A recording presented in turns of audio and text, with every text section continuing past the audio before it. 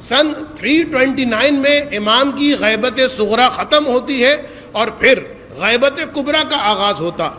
تو ان 4 نائبین کے بارے میں آج تتمے کے طور پر میں نے جیسا کہ کہا کہ آج کی مجلس وہ سال گزشتہ کا تتمے کے طور پر جلدی کچھ باتیں کرنی ہے، اور اسی حد تک یعنی آج ہی کی حد تک ان 4 نائبین کے بارے میں کہنا. بچے متوجہ ہو جائیں تاکہ ان کو بھی بیان کر دوں، وہ بھی سمجھ لیں بات کو. ایک لفظ ملتا ہے نواب اربعہ. نواب اربعہ نہیں ہے، وہ نواب اربعہ. نواب جمع ہے نائب کی، اربعہ کا مطلب ہے 4، یعنی 4 نائبین خاص امام کے.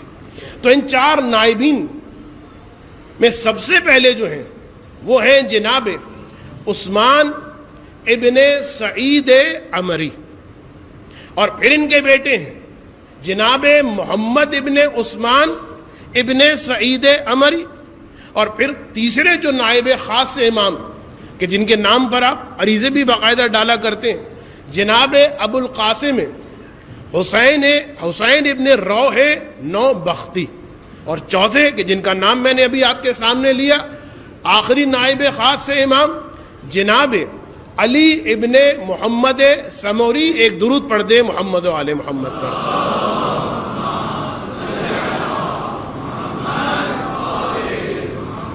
اور ان 4 کے مرقد بغداد کے اندر موجود ہے.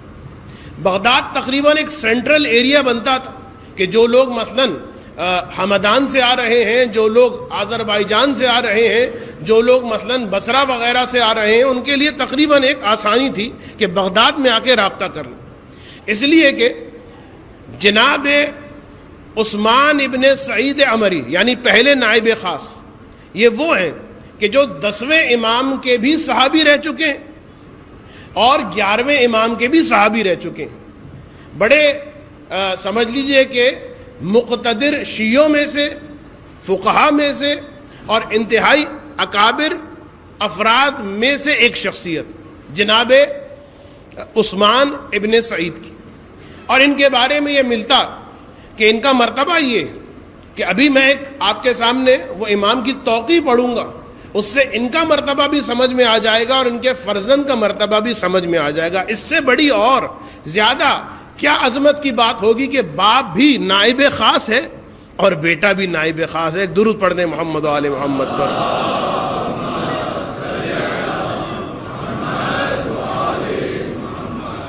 اچھا، ائمہ نے یعنی امام زمانہ نے ان نائبین کو خاص کرامات بھی عطا فرمائی تھی، یعنی ان کے پاس ایک خاص کرامتیں تھیں. مثلا ایک واقعے میں بتاؤں گا آپ کو کہ یہ بتا دیا کرتے تھے کہ جو تم لائے ہو اس کے اندر کیا ہے، کتنا ہے، کس کی جانب سے آیا ہے، اس کے باپ کا نام کیا ہے، وہ کس شہر میں رہتا ہے، یہ ساری چیزیں. یا مثلا ایک عورت نے حسین ابن روح ایک خمس کی چیز بھجوانی تھی، لیکن امتحان کے لیے کہ آیا یہ صحیح وکیل ہے امام کے یا نہیں. یہ بہت امپورٹنٹ چیز ہوتی کہ خمس صرف نکال دینا یہ آپ کی ذمہ داری کو پورا نہیں کرتا، بلکہ جو صحیح وکیل ہے اس تک خمس پہنچا دیا جائے. ایک درود پڑھ دیں محمد و آل محمد پر. آپ سے گزارش ہے کہ اگر تھوڑا سا آپ آگے تشریف لے آئیں، لیکن کس طریقے سے آئیں، وہ آگے آئیں گے تو کیمرے سے ٹکرائیں گے، یہ آگے آئیں گے تو فائدہ نہیں ہوگا. آپ ادھر والے ہی آگے آ جائیں، انشاءاللہ کوئی نہ کوئی جگہ بن جائے گی. درود پڑھتے رہیں محمد و آل محمد پر. جزاکم اللہ، جزاکم اللہ. ایک مرتبہ اور درود پڑھ دیں محمد و آل محمد.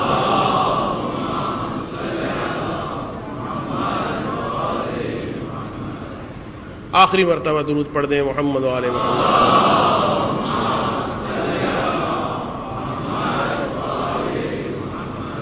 تو بہرحال 10ویں اور 11ویں امام کے صحابی ہیں.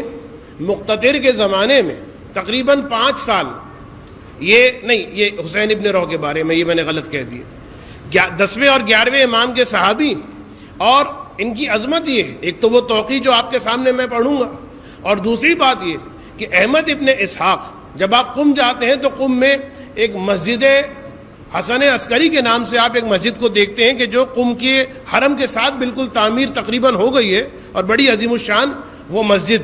اس مسجد کو تعمیر کرنے والے یہی احمد ابن اسحاق تھے کہ امام عسکری کے حکم سے انہوں نے اس مسجد کو تعمیر کیا تھا. تو یہ احمد ابن اسحاق یہ سوال کرتے ہیں کہ فرزند رسول یہ بتائیے آپ کے بعد یعنی آپ سے میری ملاقات نہیں ہوتی, 10ویں امام کے پاس آتے ہیں, آپ سے میری ملاقات نہیں ہوتی اور ہوتی بھی ہے تو بڑی مشکل سے ہوتی. بعض اوقات مجھے کچھ پوچھنا ہوتا ہے, بعض اوقات مجھے کچھ معلوم کرنا ہوتا ہے, تو بتائیے مولا میں کیا کروں. اس موقع پر یعنی ابھی نیابت خاصہ کا سلسلہ شروع نہیں ہوا لیکن اتنے زیادہ معتمد فرماتے ہیں سنو یہ عثمان ابن سعید معتمدی یہ میرا معتمد ہے, جو یہ تم سے کہے سمجھ لو کہ میں نے تم سے کہا, جو یہ تم کو دے سمجھ لو کہ میں نے تم کو دیا ہے, اگر تم اس کو کچھ دیتے ہو سمجھ لو کہ تم نے مجھ کو دیا. اور ان کے فرزند یعنی جناب عثمان ابن سعید عمری کے فرزند جناب محمد ابن عثمان ابن سعید عمری, یہ وہ شخصیت کہ ان کے بارے میں یہ ملتا کہ باپ کے برخلاف یہ 11ویں امام کا زمانہ حاصل کر پائے اور ان کے اصحاب میں سے رہے. اور ان کے بارے میں بھی کہ جب شہادت ہو چکی تھی 10ویں امام کی تو ایک مرتبہ پھر احمد ابن اسحاق آئے. دیکھیے کتنی احتیاط سے کام لیا جاتا ہے. ایسا نہیں ہے کہ بس میں نے ایک امام سے اجازت لے لی ہے تو اب مسئلہ چلتا رہے گا. نہیں, اس امام نے اجازت دی ہے لیکن اس امام کی شہادت ہو چکی ہے, اب مجھے دوبارہ سے ریوائیو کرنا پڑے گا, دوبارہ سے مجھے معلوم کرنا پڑے گا. پہنچتے اور پہنچ کر امام یازدہم سے پہلے امام دہم سے سوال کیا تھا, وہی سوال احمد ابن اسحاق کا کہ جو امام دہم سے کیا تھا امام یازدہم سے کیا. امام یازدہم نے بالکل بعینہ ہی وہی جواب دیا کہ جو امام دہم نے جواب دیا. ایک اضافہ یہ کیا کہ سنو یہ میرا معتمد ہے میری زندگی میں بھی اور میرے مرنے کے بعد بھی, یعنی میرے مرنے کے بعد یہ نائب خاص بننے والا ہے کس کا, میرے فرزند امام زمانہ کا. ایک درود پڑھ دیں محمد و آل محمد.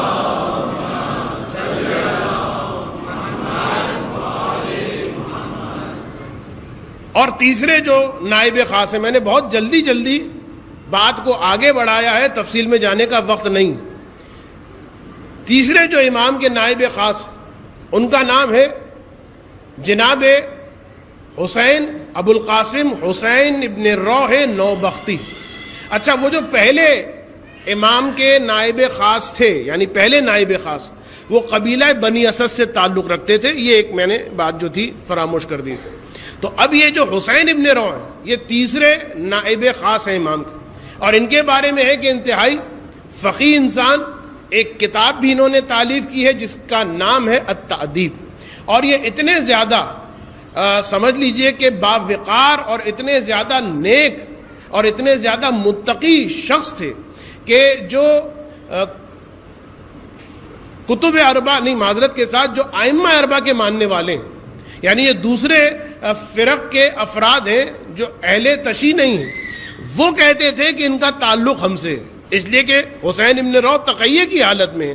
تو ہر امام کو ماننے والا چاہے وہ حنبلی ہو چاہے وہ شافعی ہو چاہے وہ مالکی ہو وہ کہتا تھا کہ نہیں ان کا تعلق ہم سے, وہ کہتا تھا کہ ان کا تعلق ہم سے, وہ کہتا تھا کہ ان کا تعلق ہم سے.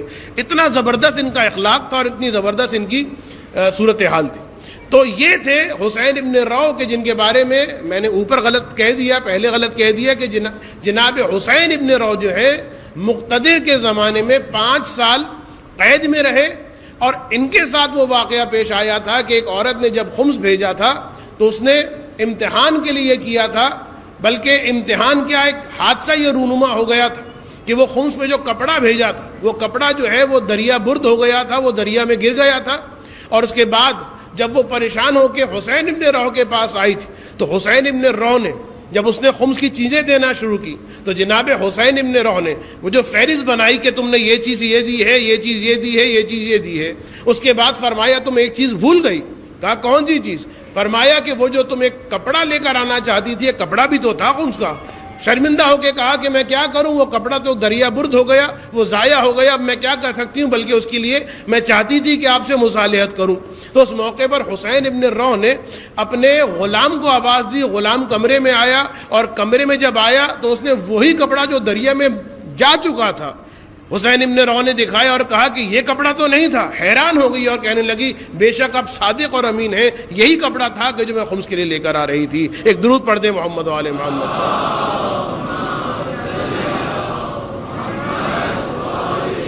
بالکل ہلکا سا ایک میں نے تعارف کروایا, فقط وہ زیادہ ڈیٹیل میں واقعات وغیرہ نہیں میں نے بیان کیے, تاکہ کم سے کم ہمارے بچے جو ہیں جان لیں کہ سچویشن کیا ہے, صورتحال کیا ہے. بلکہ اب تو میں کہوں گا ہمارے جو یوتھ ہیں وہ بھی بہرحال تھوڑا بہت اس بات سے واقف ہو جائیں کہ کس طریقے سے غیبت صغریٰ کے اندر نائبین خاص جو ہیں وہ رہے ہیں, اور آخر جو نائب خاص تھے وہ جناب علی ابن محمد سمری تھے, کہ جن کا اپنا مرتبہ ہے اور جن کا اپنا مقام ہے.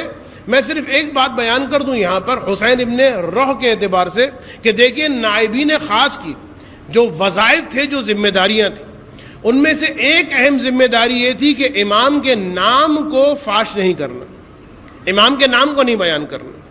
دوسری اہم ذمہ داری یعنی اسی ذمہ داری کے ساتھ ساتھ یہ تھی کہ امام کہاں پر ہے وہ نہیں بتانا.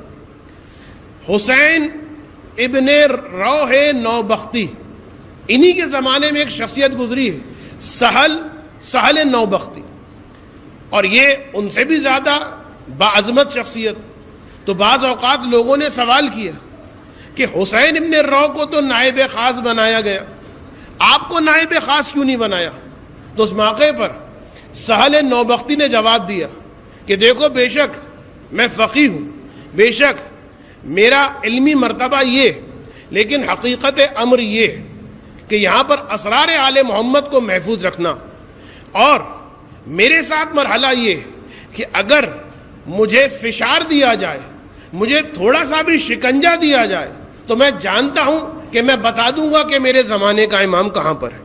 لیکن مجھے یقین ہے کہ حسین ابن روح نوبختی ایمان کے اس مرتبے پر ہے کہ اس کی ابا کے اندر بھی, یہ لفظ استعمال ہوا لہذا میں کہہ رہا ہوں, اس کی ابا کے اندر بھی اگر زمانے کا امام ہو, اس کے جسم کو قینچیوں سے کاٹا جائے, وہ بتا کر نہیں دے گا کہ میرے زمانے کا امام کہاں. لہذا اسے نائب خاص بنایا گیا ہے, مجھے نائب خاص نہیں بنایا گیا. تو اب ایک ذمہ داری یہ کہ امام کے مقام کو بیان نہیں کرنا, راز میں رکھنا ہے, ہر ایک کو بیان نہیں کرنا, امام کے نام کو نہیں لینا.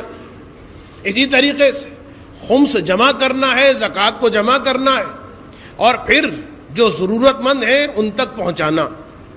اسی طریقے سے وہ لوگ کہ جو آستین کے سانپ ہوتے ہیں, کہ جو اب موقع دیکھ رہے ہیں کہ غیبت میں چلا گیا ہے ان کا امام, آؤ آ کے ان کے دین کو منحرف کریں, انہیں ضلالت اور گمراہی کی جانب لے جائیں. تو ایک اہم ترین ذمہ داری جو نائب خاص کی ہوتی تھی وہ یہ کہ شیعہ جو ہیں وہ عقیدے کے اعتبار سے کہیں خراب نہ ہو جائیں, کہیں گمراہی میں نہ چلے جائیں, لہذا اس کا بھی مقابلہ کرنا. اور پھر اسی کے ساتھ ساتھ وہ کہ جو مدعیان مہدویت جو جھوٹا دعویٰ کرتے ہیں, یہ بھی سلسلہ ہوا نا, رسول کے جانے کے بعد مسیلمہ کذاب نامی آ گیا, اور امام کے پردہ غیبت کا فائدہ اٹھاتے ہوئے بعض لوگوں نے جھوٹا ادعائے مہدویت کر دیا. تو اس کے ادعائے مہدویت کو باطل کرنا, اور اس قسم کے مختلف کام, لیکن ہر کام میں انتہائی دیانتداری کے ساتھ, انتہائی احتیاط کے ساتھ. مثلا آپ اس کو دیکھ لیجئے کہ احمد دینوری نام کا ایک شخص, غالباً امام یازدہم کی شہادت کو چند برس گزرے ہیں, کوئی بہت زیادہ لمبا چوڑا عرصہ نہیں گزرا.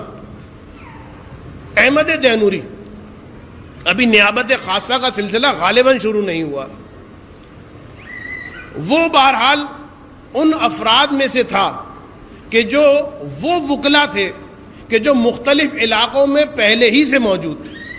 دیکھیے ایک سسٹم وکالت کا پہلے ہی موجود, بغداد کے اندر موجود ہے, بصرہ کے اندر موجود ہے, نیشاپور کے اندر موجود ہے. خود نائبین خاص کے انڈر بھی 10-10, 15-15, 20-20 ایک ہی شہر کے اندر وکلا ہوتے تھے. اور یہ وکلا وہ ہوتے تھے کہ جو امام کی زیارت نہیں کرتے تھے, یہ صرف اور صرف آرڈر لیا کرتے تھے نائبین خاص. یعنی آج کی اصطلاح میں اگر آپ سمجھ لیں, نائبین خاص جو ہوتے تھے وہ وکیل مطلق ہوتے تھے امام کی جانب سے, اور دوسرے جو افراد ہوتے تھے ان کو آپ سمجھ لیجئے کہ انہی نائبین خاص کے نمائندے ہوتے تھے کہ جو دوسرے کام جو ہے وہ انجام دیا کرتے تھے. تو اب اس اعتبار سے ایک شخص تھا احمد دینوری، اور احمد دینوری جو ہے اس کا کام کوئی وکالت کا نہیں تھا، اتنا یہ کرتا تھا کہ لوگوں کے خمس کے مال کو لے کر اور پھر وکیل امام تک پہنچا دیتا تھا. بہت زیادہ احتیاط کا کام. بعض لوگ جا رہے ہوتے، ٹھیک ہے بھائی ہم لے جائیں گے، کوئی مسئلہ نہیں ہے، خمس لے جائیں گے. پہلے آپ سمجھیے کہ خمس جو لے جایا جاتا ہے اس میں کیا کیا چیزیں ہیں کہ جن کی احتیاط آپ نے کرنا. خیر بہرحال یہ احمد دینوری یہ امام کی زیارت کے لیے جا رہے تھے، اور میں نے آپ کو بتایا کہ امام یازدہم کی تو شہادت ہو چکی، اور اس کے بعد کچھ عرصے کے بعد یہ وہاں پر جا رہے تھے. اور یہ زمانہ وہ زمانہ ہے کہ امام کے نائبین کے بارے میں ایک اختلاف سا مچا ہوا، تھوڑا سا اختلاف. لوگ جو ہے تھوڑے سے تحیر میں ہیں کہ نائب خاص کون ہے امام کا، کون ہے امام کا نائب. اب یہ بات ظاہری بات ہے پھیل چکی تھی کہ امام کے نائبین کے بارے میں تھوڑا سا کچھ سمجھ میں نہیں آ رہا، لوگوں کو ذرا اختلافی مسئلہ ہو گیا. اب یہ جب آ رہے تھے تو ایران کے پاس سے جب یہ نکلے تو لوگ ان کو جانتے تھے، مومنین ان کو جانتے تھے، ان کا استقبال کیا اور کہا کہ تم جا رہے ہو وہاں تو ایک کام کرو، ہمارا خمس لے کر چلے جاؤ. اور یہ کہہ کے 16,000 دینار انہوں نے احمد دینوری کو دیے، بہت بڑی رقم. انہوں نے کہا کہ بھائی تم جانتے ہو حالات کیا ہیں، اس وقت کچھ مشخص نہیں ہو رہا کہ امام کا وکیل کون ہے، امام کا نائب کون ہے، لہذا اتنی بڑی ذمہ داری. کہا نہیں، ہم تم سے زیادہ بہتر اور کسی کو نہیں جانتے، تم سے زیادہ کسی اور پر اعتماد نہیں رکھتے، یہ ہماری خمس کی رقم ہے، یہ لے جاؤ. لیکن دیکھو جب تک تمہارے پاس حجت نہ آ جائے، یعنی جب تک تمہارے پاس دلیل نہ آ جائے، یہ خمس کسی کو دینا مت. بہت زیادہ اصرار کیا، انہوں نے لے لیا خمس. پھر اس کے بعد گئے ایک اور شہر میں، وہاں پر ان کا دوست ملا حسن ابن حسن. اس نے کہا کہاں جا رہے ہو، اپنی بات بتائی، اپنی بپتا سنائی. کہا رہے وہاں جا رہے ہو، میرے پاس خمس پڑا ہوا ہے، میرا بھی خمس لے جاؤ بھائی. 1,000 دینار اور کچھ پارچے تھے، کچھ کپڑے تھے، وہ دے دیے. اور اس نے بھی کہا کہ دیکھو جب تک تمہیں کوئی دلیل اور حجت نہ مل جائے اس وقت تک یہ خمس کسی کو دینا مت. بہرحال اب یہ پہنچے، بغداد میں پہنچے. سب سے پہلا کام سارے کاموں کو چھوڑ کر، یہ ایک انتہائی اہم نقطہ، اگر آپ کسی کا خمس لے کر جا رہے ہیں سب سے پہلا کام یہ کیجئے معتمد انسان کے ذریعے سے یا خود بے نفس نفیس خمس پہنچا دیجئے، اور اس کے بعد کوئی اور کام کیجئے. ایسا نہ ہو خدا نہ خواستہ کچھ ہو اور چلے جائیں اس دنیا سے، لوگوں کا خمس ہے وہ آپ کی گردن پر. تو اب انہوں نے کہا کہ سب سے پہلا کام تمام کاموں کو چھوڑ کر میں نے یہ کیا کہ میں تلاش کروں کہ امام کا وکیل کون ہے، امام کا نائب کون ہے. نائب نہیں، وکیل. اب اس موقع پر 3 نام آ رہے تھے. ایک نام تھا باقتانی کا، دوسرا نام تھا اسحاق احمر کا، اور تیسرا نام تھا عثمان ابن سعید، وہ جو آگے جا کے نائب خاص بنے ہیں، لیکن ابھی نیابت خاصہ کا زمانہ شروع نہیں ہوا. تو یہ 3 نام آ رہے تھے. تو اب طریقہ یہی ہے کہ تینوں کی اسکیننگ کرنی پڑے گی، دیکھنا پڑے گا، چیک کرنا پڑے گا. یہ کہتے ہیں کہ سب سے پہلے میں باقتانی کے پاس گیا، اس کے گھر پہ گیا کہ سنا تھا کہ یہ وکیل ہے امام کا. جب گھر میں گیا تو میں نے دیکھا کہ گھر میں بڑی رونق ہے، بڑی چہل پہل ہے، لوگ آ رہے ہیں جا رہے ہیں، لائنیں لگی ہوئی ہیں، بڑا اچھا آفس سا بنا ہوا ہے، اور جو ہے لوگ جو ہے خمس دے رہے ہیں اور سارا حساب کتاب چل رہا ہے. اور یہ انتہائی خوش اخلاق، انتہائی بظاہر پرنور چہرہ، اچھی سی داڑھی، اور مجھے بڑا سلام علیکم کہہ رہے ہیں، آئیے آئیے، استقبال کیا، محبت سے بٹھایا. کیا بات ہے؟ کہا میرے پاس کچھ جو ہے وہ وجوہ شرعیہ ہے، خمس کی کچھ رقم ہے، وہ میں چاہتا ہوں کہ آپ کو دے دوں. بھائی بسم اللہ دیجئے. کہا نہیں میں ایسے نہیں دوں گا، جب تک میرے لیے کوئی حجت آپ ڈھونڈ کر نہیں لائیں گے، کوئی حجت میرے لیے مہیا نہیں کریں گے، اس وقت تک میں آپ کو یہ خمس نہیں دوں گا. کہا ٹھیک ہے، میں کل انشاءاللہ آپ کے لیے ایک حجت ڈھونڈ کے لا دوں گا.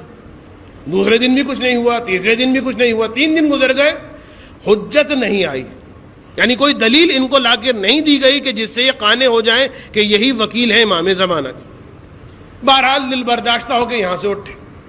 اسحاق احمر کا نام رہتا تھا، اسحاق احمر کے گھر پہ گئے.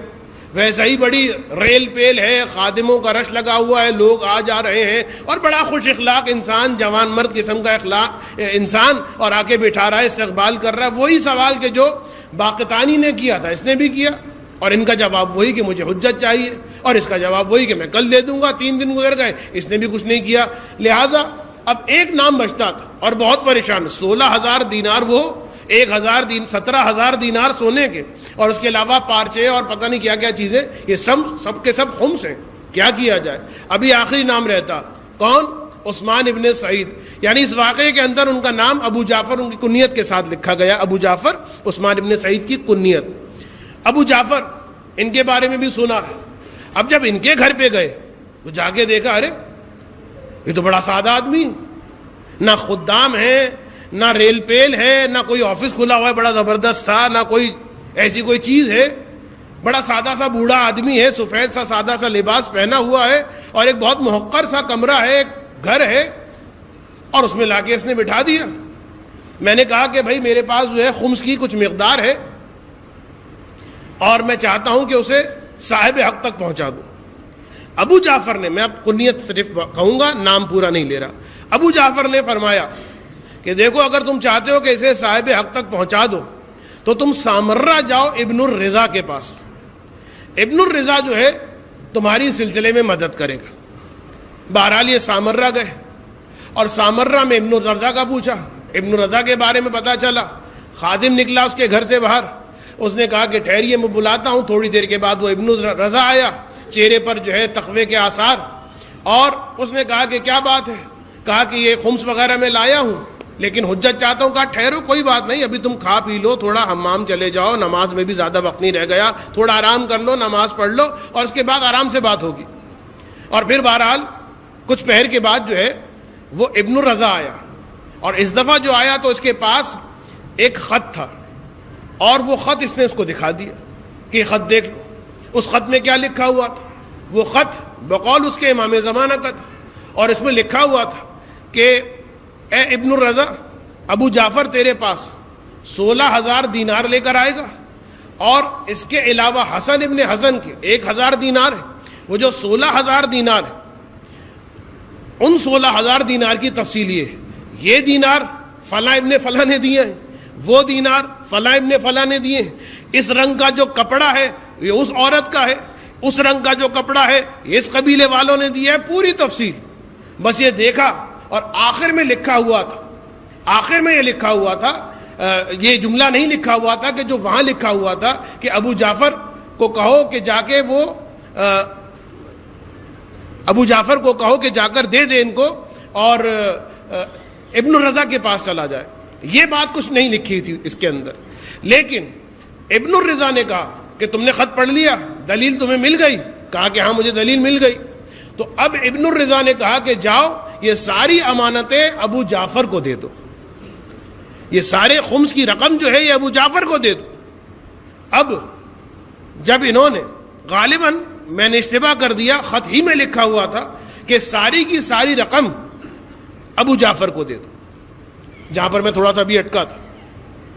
تو اب یہ جو آدمی احمد ابن دینوری, اس نے ساری رقم اٹھائی, خدا کا شکر تو ادا کر چکا ہے, لیکن اب جانا ہے دوبارہ سامرہ سے بغداد, اور ابو جعفر کو جا کر یہ رقم دینی.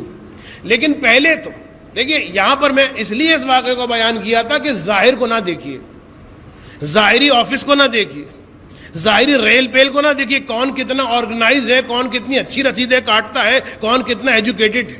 اصل چیز یہ ہے کہ وہ وکیل ہے کہ نہیں ہے.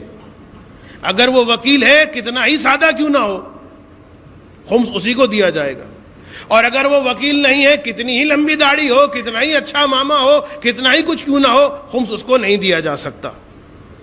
تو اب یہ کہتے ہیں, اس لیے کہ پہلے باقتانی کے گھر کو دیکھ کر آ رہے تھے, اتنا ویل آرگنائز گھر. اسحاق ابن احمر کے گھر کو دیکھ کر آ رہے تھے, اتنا ویل آرگنائزڈ آفس. اور پھر اس کے بعد ابو جعفر کا وہ محقر سا گھر, وہ سادہ سا لباس, وہ سادہ سا انسان. تو اتنی خاص کوئی ویلیو تو نہیں دی تھی. لیکن اب جو پتا چلا کہ امام زمانہ نے فرمایا ہے کہ جو کچھ تمہارے پاس امانتیں ہیں یہ ابو جعفر کو جا کے دینی ہے، تو کہتے ہیں کہ اب جو میں ابو جعفر کے پاس گیا عظمت ذہن میں تھی، انتہائی احترام کے ساتھ معلوم ہو گیا کہ ان کا مرتبہ کیا۔ تو ایک مرتبہ میں نے ابو جعفر کو وہ ساری کی ساری چیزیں دی، ابو جعفر نے کہا کہ تم ٹھہرو، میں ایک دو دن کے بعد جو ہے تمہیں اس کی رسید لا کے دے دوں گا، اور اس کے بعد رسید لا کے دی، اور وہ خط جو امام نے دیا تھا وہ خط بھی دے دیے کہ جس میں لکھا ہوا تھا کہ کس کی چیز کیا ہے، کس کی چیز کیا ہے، کس کی چیز کیا ہے۔ اب لوگ انتظار کر رہے تھے، یہ دینوری، میں ختم کر رہا ہوں تقریر کو، یہ دینوری واپس جب پہنچا اور لوگوں کو خوشخبری سنائی کہ الحمدللہ تمہارا جو خمس تھا وہ صاحب حق تک پہنچ گیا، اور دیکھو اس کی دلیل یہ ہے، سارے لوگ پورا مجمع کھڑا ہوا تھا، دیکھو یہ خط آیا اور اس خط میں لکھا ہوا۔ اب اس نے پڑھنا شروع کیا کہ دیکھو امام نے لکھا کہ اتنا خمس فلاں ابن فلاں کی جانب سے، یہ پارچہ فلاں ابن فلاں کی جانب سے، اور پوری تفصیل جب اس نے پڑھ لی تو ایک مرتبہ مجمع میں ایک نوجوان کھڑا ہوا تھا، اس نے ایک چیخ بلند کی، بے ہوش ہو کے گر گیا۔ لوگوں نے اس کو اٹھایا، کیا بات، کیوں بے ہوش ہو گئے؟ اس نے کہا کہ مجھے خدا کا شکر ہے، پروردگار نے مجھے ایک صحیح دین پر اور صحیح مذہب پر رکھا ہے، اور مجھے یقین ہو گیا کہ یہ زمین پروردگار بغیر حجت خدا کے خالی نہیں رہ سکتی، اس لیے کہ اس فہرست میں ایک ایسا نام پکارا گیا ہے، ایک ایسے صاحب خمس کا نام پکارا گیا ہے کہ جس کا نام صرف میں جانتا تھا یا میرا خدا جانتا تھا۔ یعنی اس نے بھی امتحاناً لکھا تھا، یعنی نام بھی نہیں بتایا تھا، صرف وہ امانت دے دی تھی، اور امام نے اس کا بھی نام بیان کر دیا کہ یہ خمس کس کی جانب سے آیا۔ ایک درود پڑھ دیں محمد و آل محمد پر۔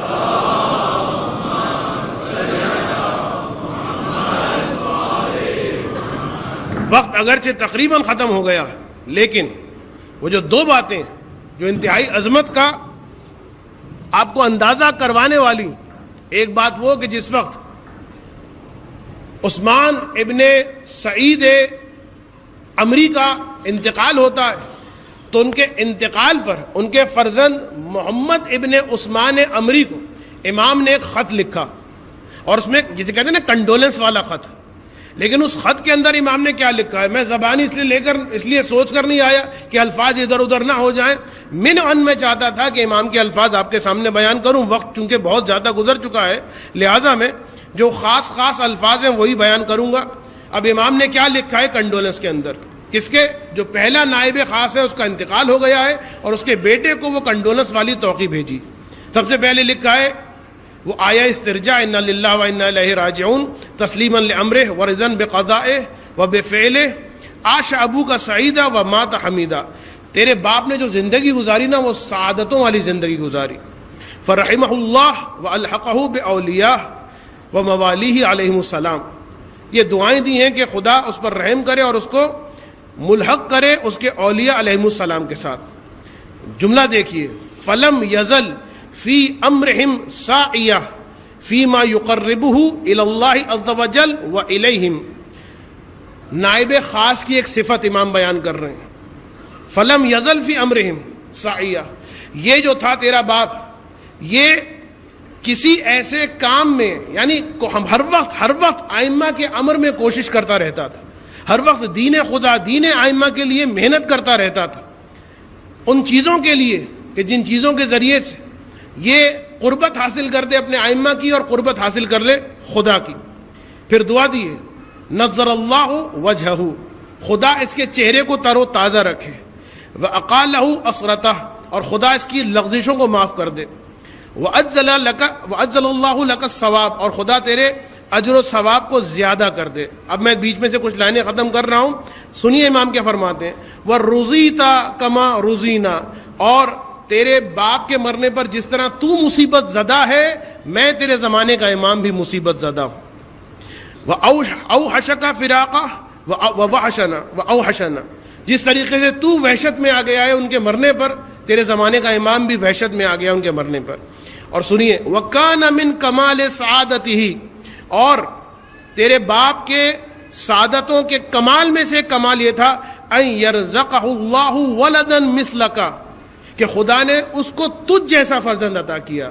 دیکھیے امام کس طریقے سے تعریف کر رہے ہیں، یخلقہ من بعدہ کہ جسے تیرے باپ کے بعد تجھے خدا نے خلق کیا اس کے لیے، یقوم مقامہ بامرہ کہ جو ان قریب اپنے باپ کے مقام پر جو ہے وہ قائم ہو جائے گا۔ اقول الحمدللہ، اور اس کے بعد کچھ جملے، قواکا وعزتکا ووفقکا، اور خدا جو ہے تجھے قوی کرے خدا کی اطاعت پر، خدا جو ہے تیری نصرت کرے اپنی اطاعت پر، اور خدا جو ہے تجھے موفق کرے یعنی تیری توفیقات میں اضافہ کرے۔ کان لک ولیا وحافظا ورعیا، اور خدا تیرا حافظ ہو تیرا محافظ ہو۔ ایک درود پڑھ دے محمد وعلی محمد پر۔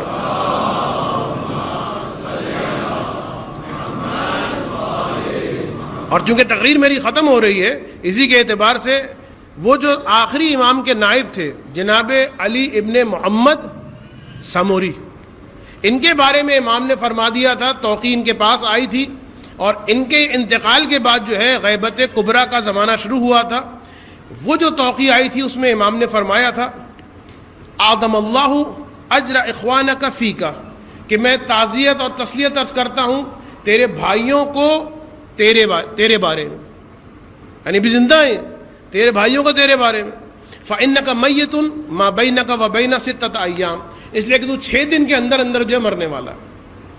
فجمع امرک، بس اپنے جو امور ہیں ان کو جمع کر، ولا توصی الی احد، اور اب کسی کی طرف وصیت نہ کرنا کہ میرے بعد جو ہے یہ نائب بننے والا ہے۔ فیقوم مقامک بعد وفاتک، کہ پھر وہ کھڑا ہو اور ادعائے مثلا نیابت کرے۔ فقد وقعت الغیبۃ التامہ، اب غیبت کبریٰ جو ہے وہ شروع ہو چکی ہے۔ فلا ظہور، یعنی یہ جملے مصائب کے ہیں بھائی ہمارے لیے، یہ جملے واقعی مصائب کے لیے آخری جملے۔ فقد وقعت الغیبۃ التامہ، غیبت کبریٰ شروع ہو چکی ہے۔ فلا ظہور الا بعد اذن اللہ تعالی ذکرہ، اور اب میرا ظہور نہیں ہوگا مگر اس وقت کہ جب خدا مجھے اجازت دے۔ وذالک بعد طول الامد وقسوۃ القلوب وامتلع الارض جورا، اور یہ اس وقت ہوگا، میرا ظہور اس وقت ہوگا کہ جب ایک طولانی مدت گزر جائے گی جس کے بعد انسان کے قلب جو ہیں وہ شقی ہو جائیں گے، وامتلع الارض جورا، اور زمین ظلم اور جور سے بھر جائے گی۔ والسیاتی من شیعتی من یدعی المشاہدۃ، اور ان قریب میرے شیعوں میں سے کچھ آئیں گے جو ادعا کریں گے کہ ہم نے امام کو دیکھا ہے۔ الا فمن ادعا المشاہدۃ قبل خروج السفیانی والصیحہ فہو کذاب مفتر، اور دیکھو یاد رکھو کہ جو بھی مجھ سے میرے مشاہدے کا ادعا کرے سفیانی کے خروج سے پہلے، صیحہ آسمانی کے آنے سے پہلے، فہو کذاب مفتر، وہ انسان جو ہے جھوٹا ہے، بہت بڑا جھوٹا ہے، اور وہ افترا پرداز ہے۔ ولا حول ولا قوت الا باللہ العلی العظیم۔ یہ جو آخری جملے ہیں کہ جس میں امام نے فرمایا ہے کہ میری غیبت کے بعد سفیانی کے خروج اور صیحہ آسمانی کے بلند ہونے سے پہلے جو کوئی بھی میرے مشاہدے کا ادعا کرے گا فہو کذاب مفتر، وہ جھوٹا ہے، وہ افترا پرداز ہے۔ یہ ایک جملہ ایسا ہے کہ جس کی شرح میں صرف میں یہ کہوں گا کہ جو ملاقاتیں امام زمانہ کے ساتھ ہوئی ہیں ان کی توجیہ کیا ہے انشاءاللہ العزیز آنے والی تقاریب میں بیان کروں گا۔ فقط اتنا بتا دوں کہ یہاں امام کی مراد یہ ہے کہ اگر کوئی یہ کہے کہ میں امام کا نائب خاص ہوں نمبر 1 تو وہ جھوٹا۔ یا علماء نے یہ بھی کہا ہے کہ اگر کوئی یہ کہے کہ میں جس وقت چاہوں اپنے امام سے ملاقات کر لوں،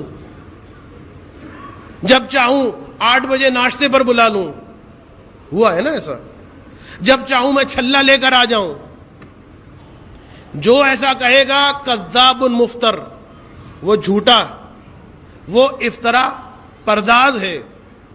سوچئے یعنی آپ اب تصور میں لے کر آئیے، ہزار سال سے کتنا عرصہ گزر چکا ہے، کتنا عرصہ بیت چکا ہے، میرا مولا کب سے انتظار کر رہا۔ امام کو انتظار ہے تو کس چیز کا انتظار ہے؟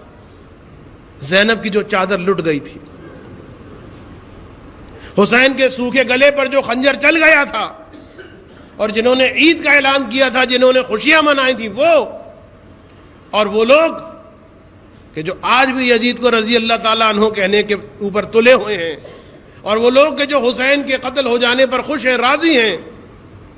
امام کو انتظار ہے کہ کس وقت ظہور ہوگا اور کس وقت میں اپنے جد حسین کے خون کا انتقام لوں گا۔